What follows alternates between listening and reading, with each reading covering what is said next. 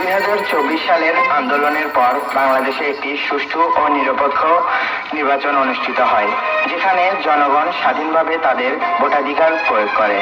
এই নির্বাচনের মাধ্যমে জনগণের প্রত্যাশা অনুযায়ী একটি নতুন সরকার গঠিত হয়।